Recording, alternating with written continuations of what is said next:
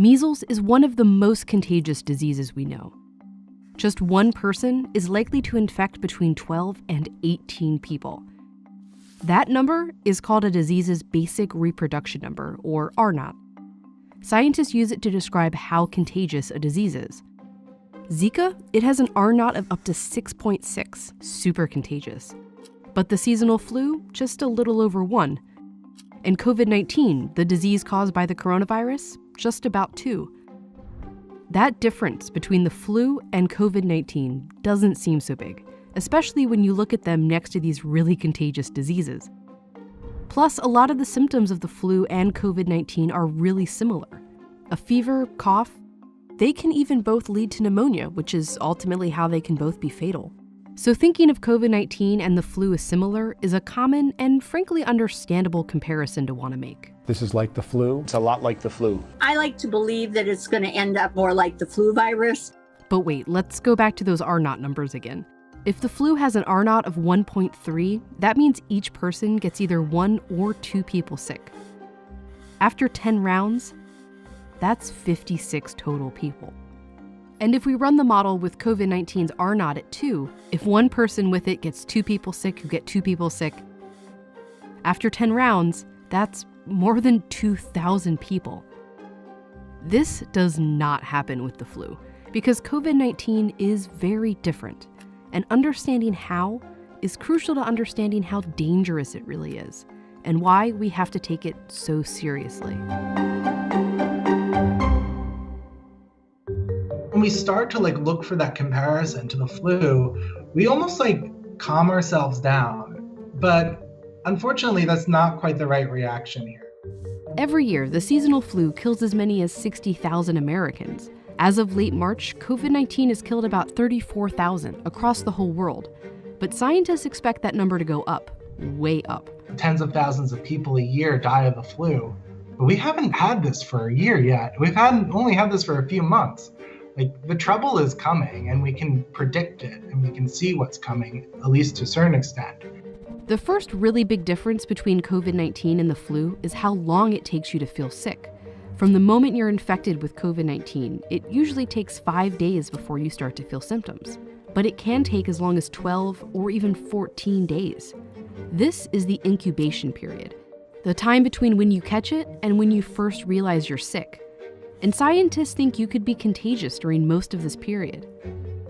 The flu, by comparison, has an average incubation period of just 2 days. You get sick, and pretty soon you feel sick, and you know you're contagious. This is what we're used to. But COVID-19 flips that around. You can be contagious and spreading it around for several days and up to 2 weeks before it even occurs to you that you're sick. And that leads to the next big difference. No human immune system had seen this virus before. Nobody has a natural immunity to it. In flu season, there's always a number of people in the population who are already immune to the flu. That can be because they got their flu shot, or maybe they've already had that flu strain. And that limits the spread of the virus. When one person is contagious with the flu, they can only spread it to people who aren't immune, who can only spread it to other people who aren't immune. That's why scientists and doctors urge us to get our flu shot every year. If enough people have immunity, they can kind of shield the virus from reaching others. The more immunized people, the more they can protect those that are susceptible to the virus. But COVID-19 is brand new. None of us have had it before, and there's no vaccine, which means nearly everyone on the planet is susceptible. So when a contagious person, who may not even know they're infected, comes into contact with others, it can spread like wildfire. And then you see how much more dangerous COVID-19 can be. Only 2% of people with the flu need to be hospitalized, but 20 to even 30% of people who test positive for COVID-19 do. And we're still learning about COVID-19's fatality rate, but scientists think it's somewhere between 1 and 3%. But the flu's rate is even lower, 0.1%. And that's a disease that can kill 60,000 people a year in the US alone. That's what Dr. Anthony Fauci, the US's leading infectious disease expert, tried to clear up to Congress. People always say, well, the flu does this, the flu does that. The flu has a mortality of 0.1%. Sure. This has a mortality of 10 times that. This is a really serious problem that we have to take seriously. And he's just talking about the average across all age groups. For older people or people with compromised immune systems, it can be way higher. And that's especially scary when you remember all the other things that are different about COVID-19. The infectiousness, how hard it is to know you have it, how susceptible we all are to it. Estimates vary, but some scientists have warned that between 20 and 60% of the world's population could become infected with the virus. Because COVID-19 has no cure and no vaccine, the only defense we have against it is social.